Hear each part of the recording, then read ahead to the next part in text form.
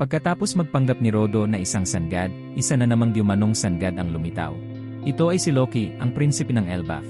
At sa pagbabalik ng One Piece Chapter 1130, mapag-aalaman na pinaslang ni Loki ang kanyang ama para mapasa kanya ang isang legendary Devil Fruit. Ano kaya itong Devil Fruit na ito? Lahat ng iyan ay pag-uusapan natin sa ating inihandang analisis-paralysis ng One Piece Chapter 1130. Ngunit bago tayo magsimula, siguraduhin nakasubscribe na kayo sa aking YouTube channel at Facebook page para naman may maitulong kayo sa inyong master.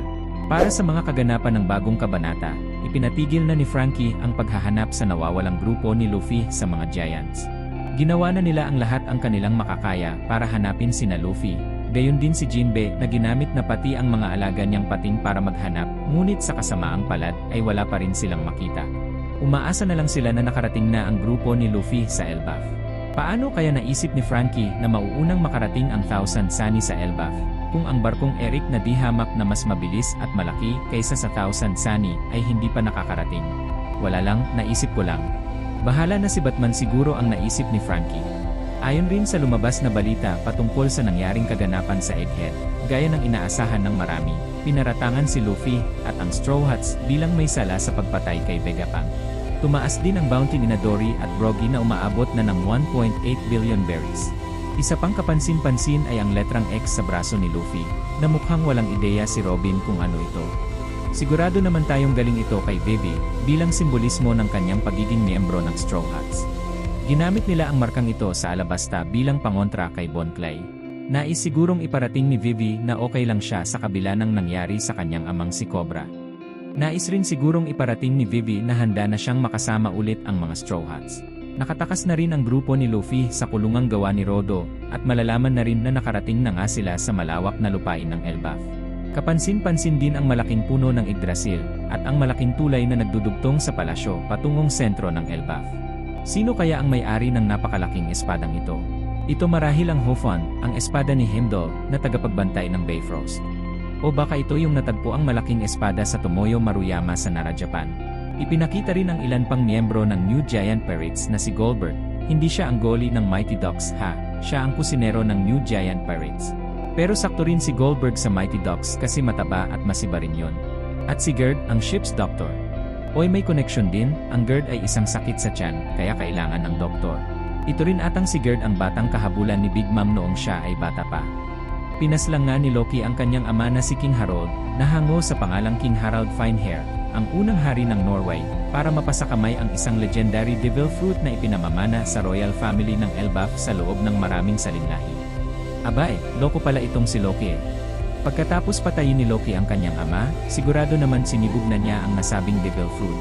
Makikitang nakatali sa isang puno si Loki dahil sa krimen na kanyang ginawa. Nakapiring din ang mga mata ni Loki na maaring natamo niya sa pagpaslang ng kanyang ama. Posible rin nakabayaran ito sa kung anumang kahilingang mayroon siya, kagaya ng dahilan ng pagkawala ng isang mata ni Odin sa Norse mythology.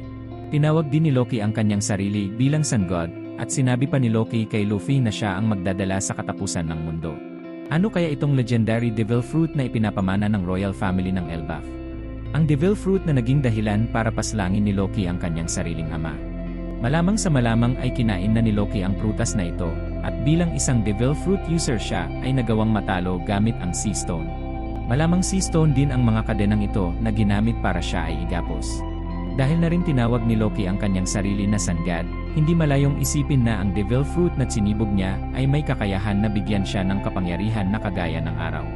Kung ang Devil Fruit na ito ay naipasa sa ilang henerasyon na ng royal family ng Elbaf, ang lahi ng may mahabang buhay na mga Giants, isang malaking posibilidad na walang sinuman ang nakakain ng prutas na ito simula pa noong Void Century hanggang sa kasalukuyang panahon. Isa ring malaking tsansa na hindi alam ng royal family ng Elbaf ang tunay na kapangyarihang taglay ng Devil Fruit na ito. Ang alam lang nila ay kung sinuman kumain ng naturang Devil Fruit ay magkakaroon ng kapangyarihan na sirain ang mundo. Dahil sa mga analisis na ito, hindi rin malayong ang Devil Fruit na ito ay isa lamang replika para itago ang tunay na pag-iral ng Hito-Hito no Mi Model Nika na nagtataglay ng kapangyarihan ng tunay na Sun God. Kung si Vegapunk ay nakagawa ng mga replika ng mga Devil Fruits, hindi imposibleng makalikha rin ng replika ang advanced civilization na mas advanced pa sa Egghead ayon mismo kay Vegapunk. Kung kaya't posible na ang Devil Fruit ni Loki ay isang kopya lamang. Dahil ang orihinal na Nika Devil Fruit ay hawak ng dating Joy Boy at ngayon naman ay si Luffy. Isa ring malaking posibilidad na ang Devil Fruit ni Loki ay isang makapangyarihang Paramecia type. Si Loki na isang Norse god ayon na rin sa Norse mythology, ay isang mahusay na trickster at may kakayahang mag-transform. Ang ability na mag-transform sa anumang bagay na gustuhin ng isang tao ay hindi pa nakikita sa mga Devil Fruits sa One Piece. Kung may kakayahan si Loki na mag-transform sa anumang bagay na gustuhin niya, magiging katulad ito ng kalayaan na taglay ng isang sangad kung ating isipin. Maaari rin kaya nitong taglayin ang kapangyarihan ng bawat Devil Fruits, ang Zoan, Logia at Paramecia, sa iisang Devil Fruit lamang kung kaya't tinatawag itong legendary. Magiging laugh trip ang eksenang ito kung ang Devil Fruit na taglay ni Loki ay isang normal na Gomu Gomu no Mi lamang, ngunit iniisip nilang ito ay Hito Hito no Mi model Nika. Kung kaya't iniisip ni Loki na siya ang sangad, dahil ang akala niya ay Hito Hito no Mi ang kanyang chinibo. Kabaliktaran ang nangyari sa sitwasyon ni Luffy na noong una ay inakala nilang Gomu Gomu no Mi, subalit ito pa ay ang Hito Hito no Mi.